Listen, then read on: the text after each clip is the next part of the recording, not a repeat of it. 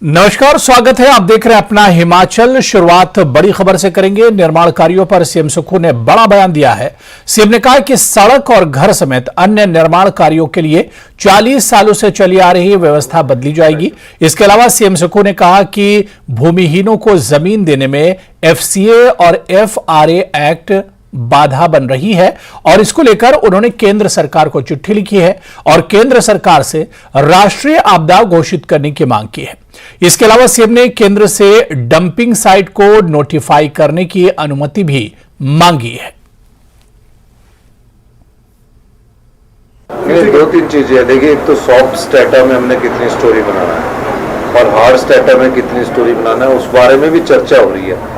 नियमों में चर्चा हो रही है। स्ट्रक्चर इंजीनियरिंग कैसे हो, कैसे बदलना है, क्योंकि 40 साल से एक ऐसी व्यवस्था चल रही थी जिस पर कभी किसी ने ध्यान नहीं दिया। तो अब हमारे समय ये समस्या आई है, तो हम इस समस्या का समाधान के लिए आगे बढ़ रहे हैं। जिन आम परिवारों की, गरीब परिवारों की, लोगों की, कईयों के मकान धंस गए हैं, जमीन ही खत्म हो गई है, हमारी सरकार उस पर भी चर्चा कर रही है और हम इंतजार कर रहे हैं कि हमको कुछ या राष्ट्रीय आपदा घोषित किया जाए या कुछ हमारे को स्पेशल पैकेज रिलीफ के रूप में मिले। वो अगर मिलता है तो उससे भी हम कुछ लोगों को बसाने का काम करेंगे और निश्चित तौर पर जिनकी ज़मीनें गई है उनके बारे में हम विचार कर रहे हैं। समस्या एफसी और एफआरए एक्ट की तरफ है। मैंने उस मामले में चिट्ठी लिखी है और एक और मैंने पत्र लिखा है जिसका कि हमारे यहाँ मक डिस्पोजल की कोई साइट्स नोटिफाई नहीं है। नाला में आके हम मक डाल जाते हैं और नाला चौक हो जाता है और जब चौक हो जाता है तो जब धीरे धीरे लैंडस्लाइड्स होता है तो मड स्लाइड्स के रूप में पहुंचता है और मकानों को नुकसान पहुंचाता है। तो हमने कहा है कि हमें एफआरए के तहत मक की जो साइट्स है उसको नोटिफाई करने की परमिशन दी जाए। तो घर और सड़क निर्माण के नियम बदले जाएंगे, सरकार ने यह ऐलान किया है और इसके अलावा केंद्र सरकार से राष्ट्रीय आपदा घोषित करने की भी मांग की है। इस पर और जानकारी लेंगे। हमारे सहयोगी रणवीर सिंह शिमला से हमारे साथ जुड़े हुए हैं। रणवीर, एक सिस्टम जो पिछले 40 साल से चला आ रहा है, अब राज्य की सरकार को लग रहा है कि व्यवस्था बदली जानी चाहिए और इसमें कई बदलाव करने की जरूरत महसूस की जा रही है।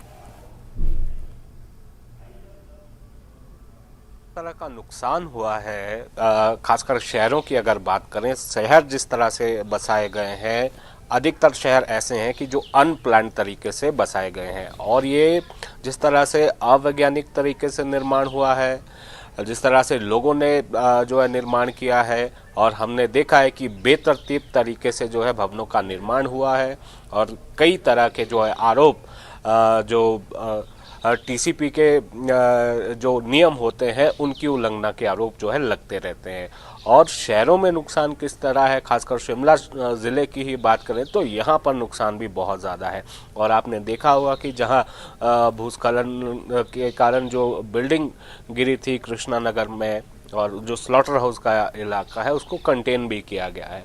तो यहाँ पर आज जो शहरी विकास विभाग के साथ बैठक मुख्यमंत्री की हुई है और जिनके पास शहरी विकास विभाग का जिम्मा है सीपीएस आशीष बुटेल, उनसे भी ये बातचीत हमारी हुई थी कि क्या अब जो है राज्य सरकार इसमें कुछ बदलाव करने जा रही है। तो जाहिर सी बात है कि इस पर अब ध्यान देने की ज़्यादा ज़रूरत है, क्योंकि ना केवल इंफ्रास्ट्रक्चर का लॉस ज़्यादा है बल्कि जो ह्यूमन लॉस है, ह्यूमन लाइफ का लॉस है, वो बहुत ज़्यादा है। तो इसी को देखते हुए अब इस पर जो है चर्चा और मंथन यहाँ पर किया जा रहा है। मुख्यमंत्री ने तो ये भी कहा है कि शिमला में जिस तरह की स्थिति अभी बनी हुई है, कहीं खुदाई का काम चल रहा है, कहीं कोई भवन निर्माण होना या कोई और निर्माण कार्य है, उस पर जो है अल्प विराम कैसे लगाया जा सकता है, कुछ समय तक जो है उसे कैसे रोका जा सकता है, इस पर चर्चा गहनता से हुई है। खासकर जो पेड़ काटने को लेकर यहाँ पर मुख्यमंत्री ने कहा है कि जो पहले आदेश दिए गए थे कि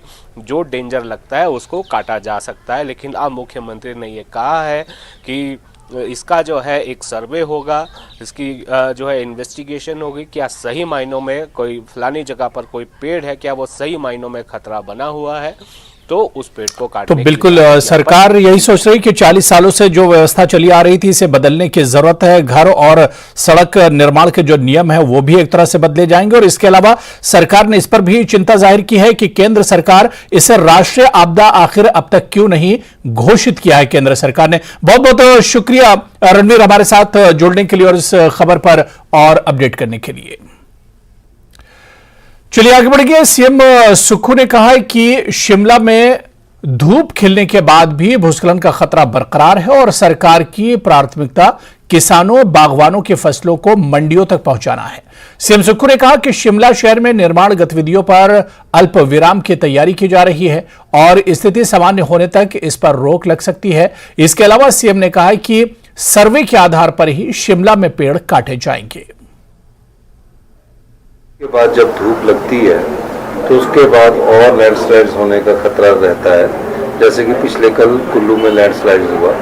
मेन मकसद अभी भी हमारा ध्यान है कि जो सब्जी किसान की है, जो बागवान का फल है, वो मंडियों तक पहुंचे। अभी उस संदर्भ में बात हुई है और कुछ एक चीज़ों को हमने दोबारा से कहा है कि जो नियम है उसमें कुछ परिवर्तन करने की बात हमारी बैठकों के द्वारा चल रही है। और अभी हमने शिमला में, क्योंकि बारिश के बाद जहाँ खुदाई का काम है उस संदर्भ में अभी मैंने चर्चा की है कि जो अभी हमारे मकान का काम शुरू है या कोई और काम शुरू है उसको कुछ समय के लिए हमें कैसे रोका जा सकता है, उस दृष्टिकोण से हम बात कर रहे हैं। निश्चित तौर पर शिमला से पेड़ काटने के लिए भी हमने मना कर दिया जब तक कोई उसकी सर्वे नहीं हो जाता कि ये पेड़ बहुत डेंजरस है। तो इस दृष्टि से हमारी रोज बैठकें चल रही है और हम उस समय आगे बढ़ रहे हैं। और चलिए इस वक्त बड़ी खबर आ रही है। आपको बता दें कि सीपीएस नियुक्ति को चुनौती देने से जुड़ा हुआ मामला है। 18 सितंबर को अब अगली सुनवाई होगी। हिमाचल प्रदेश हाईकोर्ट ने जारी किए हैं आदेश। अब सभी सीपीएस समन सर्विस माने जाएंगे। तो सीपीएस से जुड़ा हुआ मामला है। सीपीएस नियुक्ति को चुनौती देने का मामला है जिस पर अब 18 सितंबर को अगली सुनवाई होगी। हिमाचल प्रदेश हाई कोर्ट ने इस पर आदेश जारी किए हैं और यह भी कहा है कि अब सभी सीपीएस समन सर्विस माने जाएंगे। तो सीपीएस नियुक्ति को चुनौती देने का मामला जिस पर अब अगली सुनवाई जो है वो 18 सितंबर को होगी। हिमाचल प्रदेश हाईकोर्ट ने बाकायदा आदेश जारी किए हैं और कहा है कि सीपीएस समन सर्विस माने जाएंगे। और राजेंद्र हमारे सहयोगी इस खबर पर और बातचीत करने के लिए हमारे साथ जुड़े हुए हैं। राजेंद्र, सीपीएस का जो मामला है शुरू से ही एक तरह से चर्चा में रहा है क्योंकि ये पूरा मामला अब हिमाचल हाईकोर्ट में भी है और कहा जा रहा है कि अगली जो इस पर सुनवाई होगी, जो हेयरिंग होगी, वो 18 सितंबर को होगी। आज क्या कुछ हुआ इस पूरे इशू को लेकर?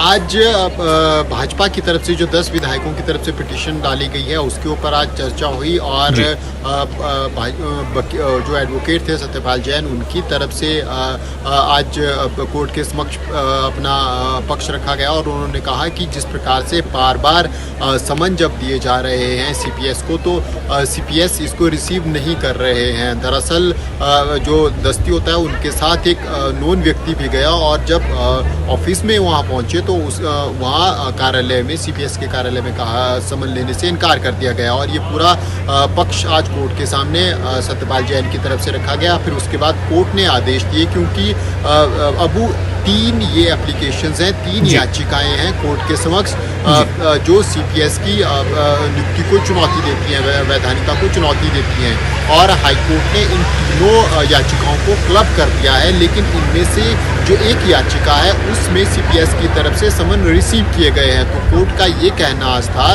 कि अब मैटर से अब सभी सीपीएस अवगत हो गए हैं और एक समन को उन्होंने रिसीव कर लिया है। तो अब तीनों याचिकाओं में जो समन है वो अब रिसीव्ड सभी सीपीएस की तरफ से माने जाएंगे और मामले को अब आगे बढ़ाया जाएगा। तो अब अगली तारीख कोर्ट की तरफ से दी गई है और इसी बीच आज सरकार की तरफ से भी एक एप्लीकेशन दायर की गई और इस पूरे जो पूरा प्रोसेस चला है, जो वैधानिकता को चुनौती दी गई है, इसी मामले को अयोग्य ठहराया गया। सरकार की तरफ से जो एप्लीकेशन दी गई है एजी की तरफ से, उसमें कहा गया है कि ये मामला ही नहीं बनता है, जो नियुक्ति हुई है वो संविधान के तहत तहत हुई है, नियमों के तहत हुई है, तो ऐसे में इस पूरे मामले को रद्द किया जाना चाहिए। ये मामला ही नहीं बनता है। उसके ऊपर अब उम्मीद है जो अगली तारीख है 18 तारीख सितंबर, उस दिन मामले की सुनवाई होगी और उसी दिन तमाम पक्ष विपक्ष दोनों की तरफ से चर्चा होगी। लेकिन सत्यपाल जैन से जब हमने इस पूरे मामले पर बात की तो उनका कहना था कि जो मूल मैटर है उसके ऊपर हम जल्द से जल्द आना चाहेंगे। वैधानिकता है या नहीं, ये ज़रूर अगले जो एप्लीकेशन सरकार की तरफ से दी गई है अगली सुनवाई में इसके ऊपर चर्चा होगी। लेकिन आज एक और बड़ी बात सत्यपाल जैन की तरफ से कोर्ट में कही गई कि क्योंकि समय निकलता जा रहा है और केवल 5 वर्ष का समय चुनी हुई सरकार के समक्ष रहता है, तो ऐसे में समय निकलता जा रहा है। करीब 9 महीने का समय हो गया है और अभी तक जो मामला है वो पूरा समन रिसीविंग के ऊपर ही फंसा हुआ है कि समन रिसीव हुए सीपीएस की तरफ से या नहीं हुए। तो उन्होंने सरकार से आग्रह किया है कि तुरंत इस मामले को आगे बढ़ाया जाए। और दूसरा, जब तक निर्णय नहीं होता है, आज एक और रिक्वेस्ट कोर्ट के समक्ष सत्यपाल जैन की तरफ से की गई, भाजपा के जो 10 विधायक हैं उनकी तरफ से की गई कि जब तक कोर्ट का निर्णय नहीं होता है तब तक जो बेनिफिट सीपीएस के रूप में विधायकों को दिए जा रहे हैं उनके ऊपर रोक लगाई जाए। तो अब कई मुद्दे आज काफ़ी महत्वपूर्ण ये बैठक रही। हालांकि अगली तारीख जरूर मिली है, लेकिन आज जो इश्यूज डिस्कस हुए भाजपा की तरफ से 10 विधायकों की तरफ से जो एडवोकेट हैं सत्यपाल जैन, उनकी तरफ से जो दलीलें रखी गई वो काफ़ी महत्वपूर्ण रही। अब अगली सुनवाई में सरकार की तरफ से क्या कुछ आता है, सीपीएस की तरफ से क्या कुछ आता है। इसमें एक और महत्वपूर्ण बात है कि उप मुख्यमंत्री का जो चुनौती है उप मुख्यमंत्री की नियुक्ति को लेकर, वो भी इसी याचिका के अंदर है। जो तीनों याचिकाएं दाखिल हैं, एक एनजीओ की तरफ से है, एक कोई बिल्कुल राजेंद्र, क्योंकि लगातार सुनवाई इस पर हो रही है। 18 सितंबर को अगली सुनवाई होगी और आज की सुनवाई जिस तरह आप बता रहे हैं कि काफी महत्वपूर्ण थी। अब देखना यह बहुत अहम होगा कि 18 सितंबर को जो अगली सुनवाई होगी उसमें क्या कुछ इस पूरे इश्यू पर निकलकर सामने आता है। बहुत बहुत शुक्रिया राजेंद्र हमारे साथ जुड़ने के लिए। तो चलिए अभी खबरें और भी, लेकिन यहां पर फिलहाल रुकेंगे छोटे से ब्रेक के लिए।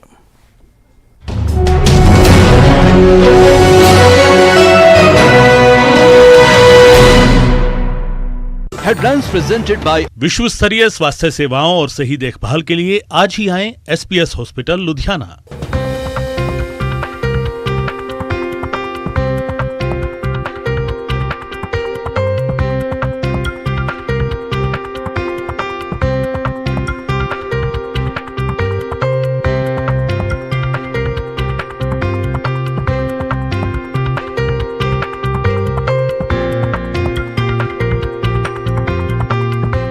हेडलाइंस प्रेजेंटेड बाय विश्व स्तरीय स्वास्थ्य सेवाओं और सही देखभाल के लिए आज ही आएं एसपीएस हॉस्पिटल लुधियाना।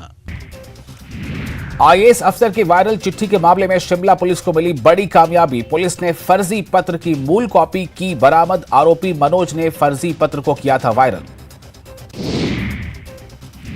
10 सितंबर को हिमाचल के दौरे पर आएंगी कांग्रेस महासचिव प्रियंका गांधी। आपदा प्रभावित क्षेत्रों का करेंगे दौरा। साथ में मौजूद रहेंगे सीएम सुक्खू।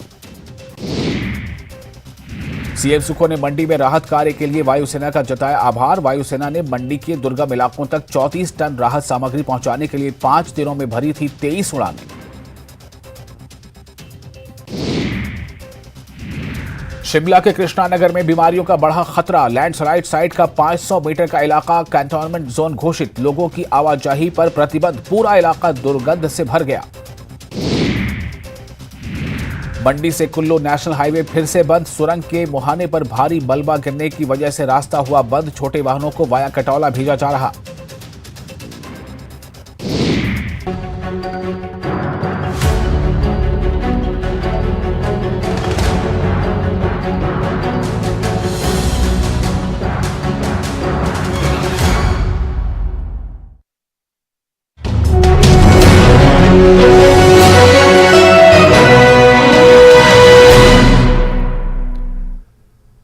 आईएएस अफसर की वायरल चिट्ठी के मामले में आरोपी मनोज कुमार को डिस्ट्रिक्ट कोर्ट से जमानत मिल गई है। एसीजेएम प्रतिभा नेगी की कोर्ट से मनोज को यह जमानत मिली है।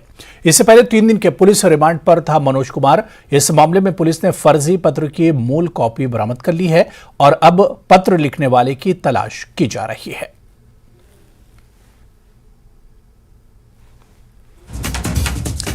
और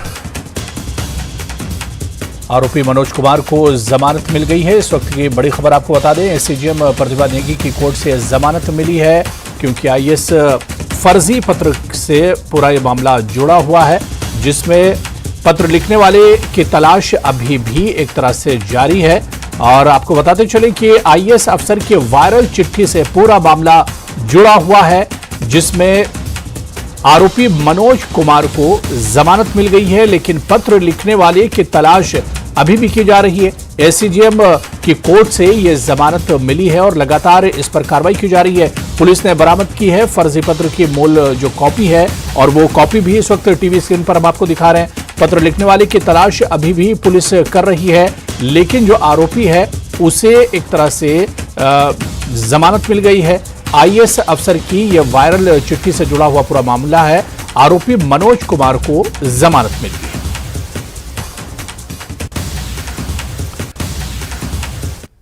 और चलिए एक और बड़ी खबर इस वक्त आपको बता दें कि भांग की खेती को वैध करने के लिए बैठक हुई है। कल दोपहर 3 बजे राज्य सचिवालय में यह बैठक होगी। जगत सिंह नेगी की अध्यक्षता में बैठक होगी। देश के विभिन्न राज्यों का दौरा कर चुकी है ये टीम। विदेशों की नीति का भी अध्ययन करेगी समिति। खेती वैध होने से 2000 करोड़ से ज्यादा के लाभ की उम्मीद है। तो भांग की खेती को वैध करने को लेकर बैठक बुलाई गई है। कल दोपहर 3 बजे राज्य सचिवालय में बैठक होगी। जगत सिंह नेगी की अध्यक्षता में बैठक होगी। देश के विभिन्न राज्यों का दौरा ये समिति कर चुकी है। विदेशों की नीति का भी अध्ययन ये समिति करेगी। खेती वैध होने से 2000 करोड़ से ज्यादा के लाभ की उम्मीद जताई जा रही है। तो भांग की खेती को वैध करने को लेकर बैठक होगी। बाकायदा बहुत पहले ही सरकार बनने के बाद ही इस पर एक समिति बनाई गई थी। यह समिति अलग अलग राज्यों का दौरा कर चुकी है और विदेशों में भी ये विदेशों की जो अलग अलग नीति है भांग को लेकर, उसका भी ये समिति अध्ययन कर रही है। खेती वैध होने से एक बड़ा फायदा होगा राज्य को। तकरीबन 2000 करोड़ से ज्यादा के लाभ की उम्मीद भी जताई जा रही है। सीपीएस आशीष बुटेल ने कहा है कि आपदा से जान और माल का बहुत नुकसान हुआ है और शहरों में निर्माण कार्यों पर गंभीरता से विचार करने की जरूरत है। यहां सीपीएस ने बीजेपी पर भी हमला बोला। उन्होंने कहा कि हिमाचल में आई आपदा राष्ट्रीय आपदा है। भाजपा के सांसद बताएं कि उन्होंने इसको लेकर कहां और किससे बात की है। केंद्र सरकार को गंभीरता से विचार करने की जरूरत है और इसे राष्ट्रीय आपदा घोषित करना चाहिए। देखिए, राष्ट्रीय आपदा तो है ही। हम लोग जो हिमाचल प्रदेश है वो भारतवर्ष का अभिन्न अंग है। और क्या भाजपा के लोग या जो भाजपा के यहाँ से पदाधिकारी हैं या एमपीज हैं या विधायक हैं, क्या इन्होंने जाकर भी अपने केंद्र की सरकार से ऐसी कोई मांग रखी है? हम तो ये भी पूछना इनसे चाहेंगे। और अगर रखी है तो उसका उनको क्या जवाब उसके ऊपर मिला है? क्योंकि हम लोगों ने तो ये मांग है हमारी और हम लोग ये काम भी कर रहे, सरकार सबके सामने है कि इस तरह से जिस तरह से आपदा आई। हालांकि मैं तो सरकार का ये भी कहूंगा कि इस आपदा से निपटने के लिए हमने अपने ही दम पर बहुत सारे सक्षम कदम उठाए और एकदम से आपदा से बाहर निकलने की कोशिश की। लेकिन ये एक राष्ट्रीय आपदा है, हम राष्ट्र का एक अभिन्न अंग है और इसको आपदा राष्ट्रीय आपदा घोषित करना केंद्र सरकार का दायित्व बनता है। इसको जल्द से जल्द करें ताकि यहाँ पर जो नॉर्मलसी है वो दोबारा से जल्दी रिस्टोर हो। ये मैं ऐसा कहना।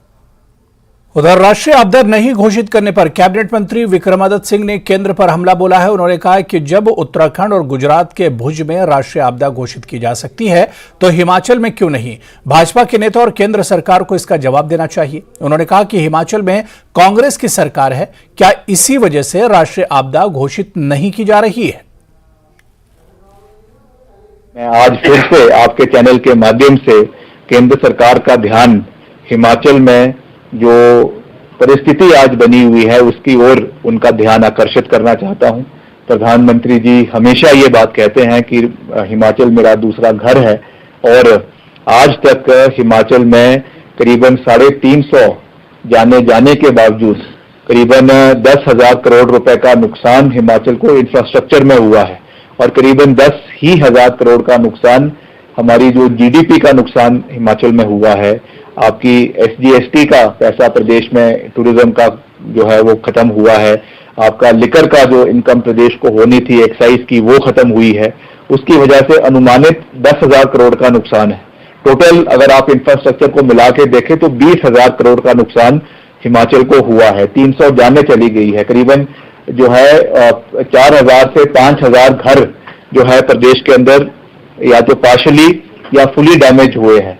इसके बावजूद भी अगर केंद्र सरकार हिमाचल में राष्ट्रीय आपदा घोषित नहीं कर रही है, मैं समझता हूं कि ये बहुत दुर्भाग्यपूर्ण है। क्या ये केवल इसीलिए किया जा रहा है कि हिमाचल में जो है वो कांग्रेस शासित राज्य है? ये मापदंड की जवाबदेही भारतीय जनता पार्टी को करनी चाहिए।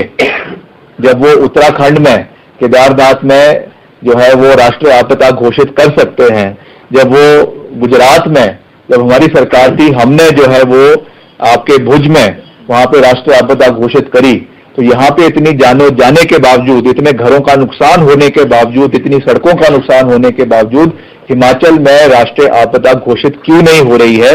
इसका जवाब भारतीय जनता पार्टी की सरकार को और हिमाचल में जो विपक्ष में भाजपा के नेता हैं और उनके सभी साथी हैं, उनको ये जवाबदेही हिमाचल के लोगों के प्रति जो है वो बनती है। ऊना जिला मुख्यालय के भाजपा कार्यालय में जिला कार्यकारिणी की बैठक का आयोजन किया गया। बैठक की अध्यक्षता पार्टी के जिला अध्यक्ष एवं पूर्व विधायक बलबीर चौधरी ने की, जबकि इस दौरान विधायक सतपाल सिंह सत्ती, पूर्व मंत्री वीरेंद्र कंवर, पूर्व विधायक राजेश ठाकुर, पूर्व विधायक सुषमा शर्मा और HPSIDC के पूर्व उपाध्यक्ष राम कुमार सहित तमाम दिग्गज नेता मौजूद रहे। बैठक के दौरान भाजपा नेताओं ने मिशन 2024 को लेकर तय की गई रणनीति पर चर्चा की और पार्टी द्वारा जारी किए गए कार्यक्रमों और क्रियाकल्पों को क्रियान्वित करने की रणनीति तय की गई। आज जिला ऊना भारतीय जनता पार्टी की बैठक संपन्न हुई है।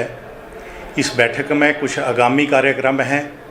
उन आगामी कार्यक्रमों को लेकर के सभी के साथ साथ चर्चा, और चर्चा के बाद 2024 का जो मिशन है उस मिशन को सफल करने हेतु चर्चा हुई है। मेरा मानना है कि 2024 में पार्टी यहाँ से जीत सुनिश्चित करेगी। बेशक हम पिछले चुनाव में जिला ऊना से पिछड़ गए थे, परंतु इस बार मैं इस बात का भी दावा करता हूँ कि अगले 2024 के चुनाव में हम सुनिश्चित करेंगे कि जिला ऊना से जीत हासिल हो सके। और जो आगामी कार्यक्रम हमने रखे हैं उनमें पार्टी की दिशा निर्देश के अनुसार एक मेरी माटी मेरा देश कार्यक्रम है। जिस प्रकार भारतीय जनता पार्टी ने श्री वल्लभ भाई पटेल की मूर्ति गुजरात में घर घर से लोहा इकट्ठा कर करके बनाई थी, उसी प्रकार दिल्ली में एक वार मेमोरियल बना है। और मैं समझता हूँ कि 75 साल की आज़ादी में पहली बार ऐसा वार मेमोरियल बना है जहाँ पर आम व्यक्ति अपने परिवार के किसी सदस्य से जो शहीद हुआ हो उसको वहाँ उसका नाम अंकित होगा और वहाँ वो देख करके प्रसन्न भी होगा। और उसके साथ ही एक अमृत वाटिका बनाई जा रही है। उस अमृत वाटिका में प्रत्येक बूथ से घर घर से मिट्टी उठा करके, एक चुटकी मिट्टी लेकर के हम मंडल स्तर पर इकट्ठा करेंगे, मंडल स्तर से फिर हम जिला स्तर पर इकट्ठा करेंगे, फिर उसे दिल्ली में भेजा जाएगा। इसी के साथ दूसरा कार्यक्रम है हमारा वोटर समीक्षा समिति बनाई है। वोटर समीक्षा समिति हमारी 10 तक ट्रेनिंग होगी। उसके बाद हमने नए वोटर जो बनाने हैं उसके लिए दिशा निर्देश दिए गए हैं। उसके बाद जो वोट कटवाने वाले वोट हैं, जो जिसकी शादी हो गई है या किसी की डेथ हो गई है, उसके दिशा निर्देश भी दिए गए हैं। इसके अतिरिक्त हमने कोई ठीक गलत एड्रेस है, गलत नाम है, उसको सत्यापित करने हेतु भी दिशा निर्देश दिए गए हैं। हमारा जो अंतिम कार्यक्रम है वो ये है कि हम मन की बात हर महीने के अंतिम रविवार को प्रधानमंत्री श्री नरेंद्र मोदी जी के माध्यम से, उनके मुखारबिंद से हम सब सुनते हैं, परंतु इसको जन जन तक पहुंचाया जाए, ये पार्टी का उद्देश्य है। आज ये भी सुनिश्चित किया गया है कि हर महीने के अंतिम रविवार को मन की बात किसी भी घर में इकट्ठे होकर के पार्टी के जो प्रमुख कार्यकर्ता हैं, पार्टी की जो कार्यकारिणी है, बूथ की कार्यकारिणी है, ये सब इकट्ठे होकर के वहाँ पर सुने और सुन करके वहाँ पर वो फोटो लेकर के ऐप पर सरल ऐप पर चढ़ा करके वो दिल्ली में वो अपनी फ़ोटो जोड़ें, ऐसे निर्देश दिए गए। तो चलिए इस बुलेटिन में भी फिलहाल इतना ही। नमस्कार।